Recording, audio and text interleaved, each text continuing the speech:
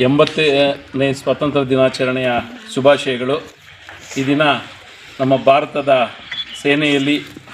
ಸೇನೆಯ ಕಾರ್ಯವನ್ನು ನಿರ್ವಹಿಸಿ ನಿವೃತ್ತಿಯಾಗಿರ್ತಕ್ಕಂಥ ಲಕ್ಷ್ಮಣ್ ರೆಡ್ಡಿಯವರು ನಮ್ಮೊಂದಿಗಿದ್ದಾರೆ. ಅವರಿಗೆ ಈ ಒಂದು ಆರ್ಕುಂಟೆ ಗ್ರಾಮದಲ್ಲಿ ನಮ್ಮ ಪಕ್ಷದ ವತಿಯಿಂದ ಅವರಿಗೆ ಒಂದು ಸನ್ಮಾನವನ್ನು ಮಾಡ್ತಾಯಿದ್ದೀವಿ. ಅವರಿಗೆ ಆಯುರ ಆರೋಗ್ಯ ಭಾಗ್ಯವನ್ನು ನೀಡಲಿ ಎಂದು ದೇವರಲ್ಲಿ ವಿನಂತಿಸ್ಕೊಳ್ತಾ ಇದ್ದೀವಿ. ಅದೇ ರೀತಿಯಾಗಿ ಊರಿನ ಹಿರಿಯರು, ಈ ಗ್ರಾಮದ ಮುಖಂಡರಾಗಿರ್ತಕ್ಕಂಥ ಇನ್ನೊಬ್ಬ ಲಕ್ಷ್ಮಣ್ ರೆಡ್ಡಿ ಅನ್ನೋರಿಗೂ ನಮ್ಮ ವೈಯಕ್ತಿಕವಾದ ಧನ್ಯವಾದಗಳನ್ನು ಅರ್ಪಿಸ್ತಾ ಭಾರತ ದೇಶದ ಈ ಒಂದು ಪಾರಂಪರೆಯನ್ನು ಯಶಸ್ವಿಯಾಗಿ ನೆರವೇರಿಸಿಕೊಡಲಿ ಅಂತೇಳಿ ಎಲ್ಲರಲ್ಲಿ ವಿನಂತಿಸ್ಕೊಳ್ತಾ ಇದ್ದೀವಿ. ರೋಣೂರು ಚಂದ್ರಶೇಖರ್ ಅಂದರೆ ನನ್ನ ತಮ್ಮ. ಈ ದಿನ ಬೆಳಗ್ಗೆ ನನಗೆ ಕಾಲ್ ಮಾಡಿ ಹೇಳಿದ್ರು, ಈ ದಿನ ಈ ಥರ ನಿಮ್ಮ ಮಕ್ಕಳಿಗೆಲ್ಲ ಬಾವುಟ ಕೊಡೋಕ್ಕೆ ನಾನು ಬರ್ತೀನಿ, ಹಾಗೂ ನಮ್ಮ ಮಾಜಿ ಸೈನಿಕರನ್ನು ನಾವು ಸನ್ಮಾನ ಮಾಡಬೇಕು ಅಂತೇಳ್ಬಿಟ್ಟು ಈ ದಿನ ಅವರು ಒಂದು ಆಸೆ ಇಟ್ಕೊಂಡಿದ್ರು. ಅವರ ಒಂದು ಇದರ ಪ್ರಕಾರ ಅವರು ಬಂದು ಈ ದಿನ ಈ ಒಂದು ನಮ್ಮ ಕಾರ್ಯಕ್ರಮಕ್ಕೆ, ನಮ್ಮ ಶಾಲೆ ಆವರಣಕ್ಕೆ ಬಂದು ಈ ಒಂದು ಸನ್ಮಾನವನ್ನು ಸ್ವೀಕರಿಸಿದ್ರು. ಇದು ನಿಜವಾಗ್ಲೂ ನಮಗೆ ಸಂತಸದಾಯಕವಾಗಿರ್ತಕ್ಕಂಥ ವಿಷಯ. ಅವರು ನಿಜವಾಗ್ಲೂ ಯಾವುದೇ ಒಂದು ಕಾರ್ಯಕ್ರಮಕ್ಕೆ ಯಾವಾಗ್ಲೂ ಸಹ ಅವರು ತಡವಾಗಿ ಬರಲ್ಲ. ಯಾವತ್ತೂ ಅಷ್ಟೇ, ಧ್ವಜಾರೋಹಣಕ್ಕೂ ಅಷ್ಟೇ ನಾವು ಕರೆದಿದ್ದ ಕೂಡಲೇ ಬಂದು ಅವರು ಈ ಸೇವೆಯನ್ನು ನಮ್ಮ ಶಾಲೆಯ ಒಂದು ಹಳೆಯ ವಿದ್ಯಾರ್ಥಿಯಾಗಿಯೂ ಸಹ ಶಾಲೆ ಹತ್ರ ಬರ್ತಾರೆ. ಬಂದು ಅವರು ನಮ್ಮ ಶಾಲಾ ಕಾರ್ಯಕ್ರಮಗಳಲ್ಲಿ ಭಾಗವಹಿಸಿ ನಮಗೆ ಒಂದು ಸಂತಸವನ್ನು ತಂದುಕೊಡ್ತಾರೆ. ಹಾಗೂ ನಮ್ಮ ಊರಿನ ಒಂದು ಗೌರವವನ್ನು ಅವರು ಹೆಚ್ಚುತ್ತಾರೆ. ಯಾವುದೇ ಒಂದು ಕೆಲಸ ಆಗಲಿ ಅವರು ನಿಜವಾಗ್ಲೂ ಸಹ ಭಾಗವಹಿಸಿ ಈ ಕಾರ್ಯಕ್ರಮವನ್ನು ಯಶಸ್ವಿಯಾಗಿ ನಡೆಸ್ಕೊಟ್ರು. ಹಾಗೆ ಹಿರಿಯರಾಗಿರ್ತಕ್ಕಂಥ ನಮ್ಮ ಲಕ್ಷ್ಮಣ್ ರೆಡ್ಡಿ ಅಣ್ಣ ಅವರು ನಮ್ಮ ತಂದೆಯ ಸಮಕಾಲೀನರವರು. ನಿಜವಾಗ್ಲೂ ಅವರು ನಮಗೆ ತುಂಬ ಮಾರ್ಗದರ್ಶಕರು. ನಮ್ಮ ಮನೆಗೆ ನಿಜವಾಗ್ಲೂ ಮೊದಲಿಂದನೂ ಬರ್ತಾಯಿದ್ರು. ಅವರು ತುಂಬ ವಿಶ್ವಾಸ ನಮಗೆ, ಹೀಗೆ ಇರಬೇಕು ಮುಂದೆನೂ. ಅವರು ಯಾವುದೇ ಕಾರ್ಯಕ್ರಮಕ್ಕೆ ನಾವು ಕರೆದಿದ್ದ ಕೂಡಲೇ ಬರ್ತಾರೆ. ನಮ್ಮ ಶಾಲೆಯ ಕಾರ್ಯಕ್ರಮಗಳಲ್ಲಿ ಅವರೂ ಭಾಗವಹಿಸ್ತಾರೆ. ಅವರೂ ಸಹ ಈ ಕಾರ್ಯಕ್ರಮಕ್ಕೆ ಬಂದು ನಮ್ಮ ಒಂದು ಆತಿಥ್ಯವನ್ನು ಇಲ್ಲಿ ಪಡ್ಕೊಂಡ್ರು. ಇದ್ರ ನಮಗೆ ತುಂಬ ಸಂತಸವನ್ನು ತಂದುಕೊಟ್ಟಿದೆ ಅಂತ ನಾನು ಈ ಸಮಯದಲ್ಲಿ ಹೇಳೋಕ್ಕೆ ಇಷ್ಟಪಡ್ತೀನಿ.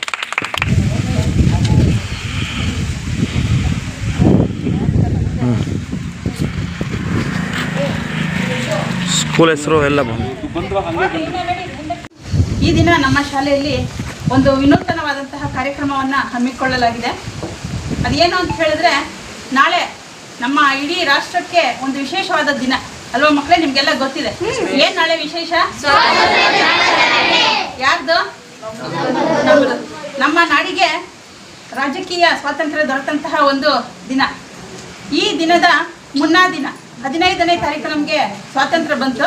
ಅದರ ಮುನ್ನಾ ದಿನವಾದಂತಹ ಆಗಸ್ಟ್ 14 ಈ ದಿನ ನಮ್ಮ ಶಾಲೆಯಲ್ಲಿ ಒಂದು ವಿನೂತನವಾದ ಕಾರ್ಯಕ್ರಮವನ್ನು ನಮ್ಮ ಗ್ರಾಮದ ಹಿರಿಯರು, ನಮ್ಮೆಲ್ಲರ ಹಿತೈಷಿಗಳು ಹಾಗೂ ಶಾಲೆಯ ನೆಚ್ಚಿನ ಹಿರಿಯರಾದಂತಹ ಚಂದ್ರಶೇಖರ್ ಅಣ್ಣ ಅವರು ನಮ್ಮ ಶಾಲೆಗೆ ಹಾಜರಿದ್ದಾರೆ. ಅವರು ಈ ದಿನ ಮಕ್ಕಳಿಗೆಲ್ಲ ಮತ್ತು ಸಾರ್ವಜನಿಕರಿಗೆ ಒಂದು ವಿಶೇಷವಾದಂತಹ ರಾಷ್ಟ್ರೀಯ ಕಾರ್ಯಕ್ರಮ, ನಮ್ಮ ಪ್ರಧಾನಮಂತ್ರಿಯವರ ಒಂದು ವಿನೂತನವಾದಂತಹ ಕಾರ್ಯಕ್ರಮ ನಿಮಗೆಲ್ಲ ಗೊತ್ತಿದೆ, ಹರ್ ಘರ್ ತಿರಂಗ ಅಂತ ಅಲ್ವಾ? ತಿರಂಗ ಅಂದರೆ ಏನು? 3 ಬಣ್ಣಗಳ ಒಂದು ರಾಷ್ಟ್ರಧ್ವಜ ನಮ್ಮದು. ಅದು ನಮ್ಮ ಒಂದು ಭಾವೈಕ್ಯತೆಯ ಒಂದು ಸಂಕೇತ, ನಮ್ಮ ಅಭಿಮಾನ ಕೂಡ ಹೌದು, ಹೆಮ್ಮೆ ಕೂಡ ಹೌದು. ಇಂತಹ ಒಂದು ಕಾರ್ಯಕ್ರಮಕ್ಕೆ ತಮಗೆಲ್ಲ ಮಾಹಿತಿಯನ್ನು ನೀಡೋದಕ್ಕೆ ಚಂದ್ರಣ್ಣ ಅವರು ಹಾಜರಿದ್ದಾರೆ. ಅವರಿಗೆ ನಮ್ಮ ಶಾಲೆಯ ಮುಖ್ಯ ಶಿಕ್ಷಕರು, ಸಹ ಶಿಕ್ಷಕರು ಹಾಗೂ ಮಕ್ಕಳೆಲ್ಲರ ಪರವಾಗಿ ಹೃತ್ಪೂರ್ವಕವಾದ ಸ್ವಾಗತವನ್ನು ಕೊಡ್ತಾ ಇದ್ದಾರೆ.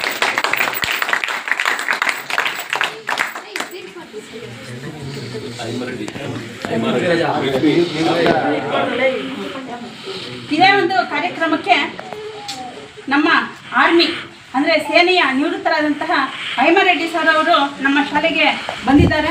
ಇದು ನಮ್ಮ ಸುದೈವವೇ ಸರಿ. ಅವರಿಗೆ ಎಲ್ಲರ ಪರವಾಗಿ ಹೃತ್ಪೂರ್ವಕವಾದ ಸ್ವಾಗತವನ್ನು ಕೊಡ್ತಾರೆ. ನಮ್ಮ ಶಾಲೆಯ ಮುಖ್ಯ ಶಿಕ್ಷಕರಂತಹ GSG ಸರ್ ಅವರು ಕಾರ್ಯಕ್ರಮದಲ್ಲಿ ಹಾಜರಿದ್ದಾರೆ. ಅವರಿಗೆಲ್ಲರ ಪರವಾಗಿ ಹೃತ್ಪೂರ್ವಕವಾದ ಸ್ವಾಗತವನ್ನು ಕೊಡ್ತಾರೆ. ಸೋದರಿಯಾದಂಥ ಗೀತಾ ಅವರಿಗೆ ಆದಂಥ ಸ್ವಾಗತವನ್ನು ಬಯಸ್ತಾ, ಈ ದಿನ ಭಾರತ ದೇಶದಾದ್ಯಂತ ನರೇಂದ್ರ ಮೋದಿಜಿಯವರು, ಗೊತ್ತಾ ನರೇಂದ್ರ ಮೋದಿ ಯಾರು ಅಂತ?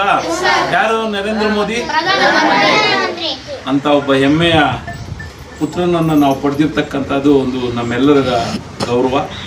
ನಮ್ಮ ದೇಶಕ್ಕೆ ಒಳ್ಳೆಯ ಪ್ರಧಾನಮಂತ್ರಿ ಕೊಟ್ಟಿದ್ದಾರೆ. ಅವರ ಒಂದು ಇಚ್ಛೆಯ ಮೇರೆಗೆ ಇಡೀ ಭಾರತದ ತಿರಂಗ ಯಾತ್ರಾ ಅಂದರೆ 3 ಬಣ್ಣಗಳಿರ್ತಕ್ಕಂಥ ಬಾವುಟವನ್ನು ಪ್ರತಿ ಮನೆ ಮೇಲೆ ಕಟ್ಟಬೇಕು ಅಂತೇಳಿ ಒಂದು ಆದೇಶವನ್ನು ಥರ ಹೊರಡಿಸಿದ್ದಾರೆ. ಯಾಕೆಂದರೆ ನಾವೆಲ್ಲರೂ ಭಾರತೀಯರು, ನಮ್ಮ ಧ್ವಜ ಇದು ಅನ್ನೋದು ತೋರಿಸ್ಕೊಳ್ಳೋದಕ್ಕೆ ನಾವು ಮುನ್ನಾ ದಿನ ಇದನ್ನು ಕೊಡಬೇಕು. ಆದ್ದರಿಂದ ನಿಮ್ಮ ಮನೆಗಳ ಮೇಲೆ ನೀವು ಬಾವುಟವನ್ನು ಕಟ್ಕೋಬೇಕು. ನಾಳೆ ನೀವು ಈ ಬಾವುಟವನ್ನು ಕೋಲಲ್ಲಿ ಇಟ್ಕೊಂಡು ಊರಲ್ಲಿ ಮೆರವಣಿಗೆ ಹೋಗಿ ಬಂದ ಮೇಲೆ ನೀವು ಬಾವುಟಗಳನ್ನು ನಿಮ್ಮ ಮನೆಗಳ ಮೇಲೆ ಕಟ್ಕೊಂಡು ಒಂದು ವಾರ ಇಟ್ಕೊಂಡು, ವಾರ ಆದಮೇಲೆ ತೆಗೆದು ಭದ್ರವಾಗಿ ಇಟ್ಟಿರಿ, ಮತ್ತೆ ಯೂಸ್ ಆಗ್ತವೆ ಇಲ್ವಾ?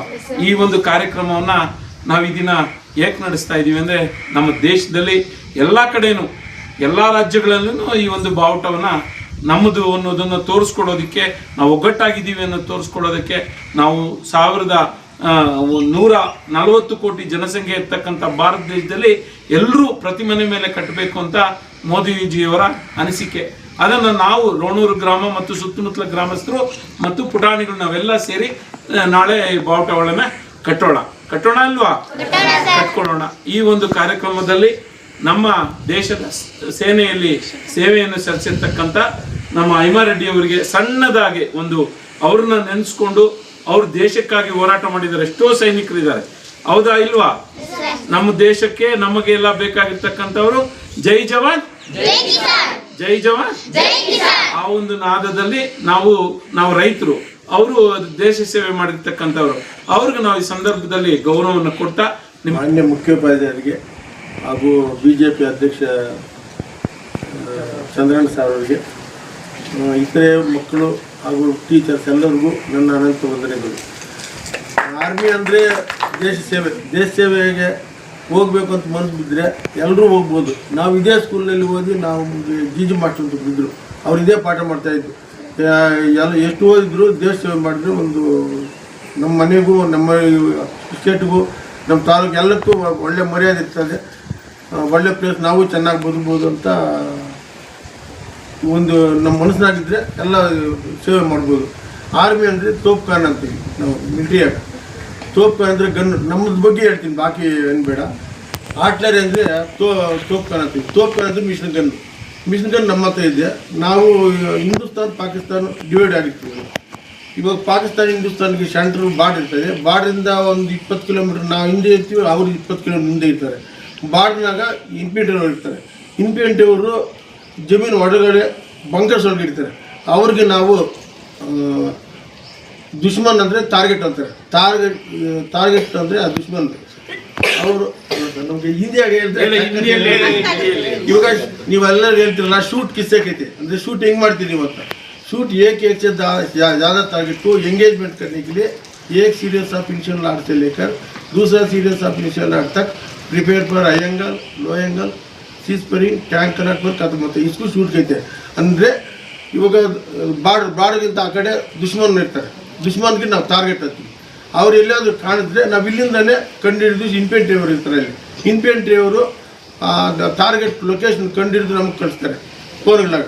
ಇದು ವೈರಸ್ ನಾವು ಮ್ಯಾಪ್ ನಮ್ಮ ಹತ್ರ ಇರ್ತದೆ. ಮ್ಯಾಪ್ನ ನಾವು ಕಂಡುಹಿಡಿದು ಆನ್ಸರ್ ನಾವು 5 ಜನ ಮಾಡ್ತೀವಿ. 5 ಜನದ್ದು ಆನ್ಸರ್ ಒಂದು ಬಂದರೆ ಅದು ನಾವು ಗನ್ನು ಕೊಡ್ತೀವಿ. ಗನ್ನವರು ಡಾಲ್ ಸೈಡ್ ಪಿಕ್ ಮಾಡಿ ಅವರು ಶೂಟ್ ಮಾಡ್ತಾರೆ. ಆ ಶೂಟ್ ಮಾಡಿದ ರೌಂಡ್ ಆ ಟಾರ್ಗೆಟ್ ಮೇಲೆ ಬಿತ್ತಾ ಇಲ್ಲ ಅಂತ ನೋಡಿ ಮತ್ತೆ ಅಲ್ಲಿ ಇನ್ಫೆಂಟ್ರಿ ಅವರು ನಮ್ಗೆ ಹಿಂದೆ ಆನ್ಸರ್ ಕೊಡ್ತಾರೆ. ಅವ್ರಿಗೆ ಹಿಂದೆ ಬಿದ್ದಿಯಾ, ರೈಟ್ ಲೆಫ್ಟ್ ಬಿದ್ದಿಯಾ ಅಂತ. ಅವ್ರ ಮೇಲೆ ಬಿಡಿಸೋ ಟ್ರೇಡ್ ನಮ್ಮದು. ಟಿ ಅಂದರೆ ಟೆಕ್ನಿಕಲ್ ಅಸಿಸ್ಟೆಂಟ್, ಅಂದರೆ ಸರ್ವೆ ಆಫ್ ಇಂಡಿಯಾ ಅಂತಾರೆ. ನಾವು ಆರ್ಮಿ ಅಂದರೆ ಎದುರು ಬದ್ರೆ ಇದ್ದಾಗಲ್ಲ, ಅವ್ರ ಜಾಗದ ಅವರು, ನಾವಿದ್ದ ಜಾಗದ ನಾವು ಮಾಡೋದು. ಈಗ ಅವರು ತೀರ್ಕೊಂಡಿದ್ದಾರೆ ಇಲ್ಲ ಹಿಂದ್ಗಡೆ ಓಡ್ಬಿಟ್ಟಿದ್ದಾರೆ ಅಂತ ನಮ್ಗೆ ಗೊತ್ತಾಗೋದು ಇನ್ಫೆಂಟ್ರಿ ಅವರು ಬೈನಾಕ್ಲರ್ ಡೈರೆಕ್ಟ್ ಇರ್ತಾರೆ. ಅವ್ರು ನೋಡಿ ನಮಗೆ ಇನ್ಫಾರ್ಮೇಷನ್ ಕೊಡ್ತಾರೆ. ಏನಂತ ಟಾರ್ಗೆಟ್ ಬರ್ಬಾದಾಗಿದೆಯಾ, ಇಲ್ಲ ಉಳ್ಕೊಂಡಿದ್ದವ್ರ, ಇಲ್ಲ ಹಿಂದ್ಗಡೆ ಓಡ್ಬಿಟ್ಟಿದ್ದಾರೆ ಅಂತ. ನಮ್ಮ ಒಂದು ರೌಂಡ್ ಹೋಗಿ ಬೀಳಿದ ತಕ್ಷಣ ಅವರು ಇನ್ಫೆಂಟ್ರಿ ಅವರು ಜಮೀನು ಒಳಗಡೆ ಇರ್ತಾರೆ, ಆಚೆಗಡೆ ಇರಲ್ಲ. ಇನ್ಫೆಂಟ್ರಿ ಅವರು ಆಚೆಗಡೆ ಇದ್ದು ಇದ್ರೆ ನಮ್ಮನ್ನು ಶೂಟ್ ಮಾಡ್ತಾರೆ. ಅಲ್ಲಿ ಕೂಗಬಾರ್ದು, ಸ್ಮೋಕ್ ಮಾಡಬಾರ್ದು, ಲೈಟ್ ಅಂಟಿಸ್ಬಾರ್ದು, ಕೂಗಬಾರ್ದು. ಹಂಗೆ ಜಮೀನು ಒಳಗಡೆ 1-2 ಕಿಲೋಮೀಟ್ರ್ ದೂರ ನಾವು ಅವ್ರು ಕಾಣಿಸಲ್ಲ, ಅವರು ನಮ್ಗೆ ಕಾಣಿಸಲ್ಲ. ಅವ್ರಿದ್ದ ಜಾಗದಲ್ಲಿ ಅವ್ರು ಇರ್ತಾರೆ, ನಾವು ಇರ್ತೀವಿ. ನಮ್ಗೆ ಊಟ ಇದೆಲ್ಲ ಸಪ್ಲೈ ಆಗೋದು ಹಿಂದ್ಗಡೆ ಬಂಕರ್ ಥ್ರೂ ಬರ್ತಾರೆ. ಅಲ್ಲಿ ಬಂಕರ್ ಥ್ರೂ ಬಂದು ನಮ್ಗೆ ಊಟ ಸಪ್ಲೈ ಆಗೋದು. ಅಲ್ಲಿ ಕೆಮ್ಮಂಗಿಲ್ಲ, ಬೀಡಿ ಸಿಗರೇಟ್ ಕುಡಿಯೋಂಗಿಲ್ಲ, ಆಚೆಗಡೆ ಯಾರೂ ಕಾಣಿಸುವಂಗೆ ಇಲ್ಲ.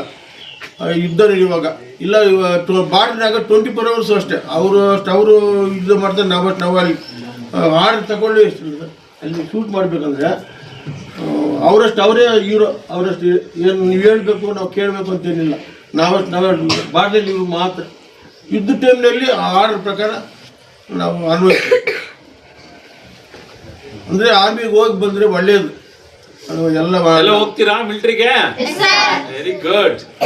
बोलो भारत माता की, बोलो भारत माता की. इनकलाब, इनकलाब जिंदाबाद, इनकलाब, जय जवान, जय जवान, भारत माता की, भारत माता की, सुभाष चंद्र बोस के, महात्मा गांधी जी के, अंबेडकर के.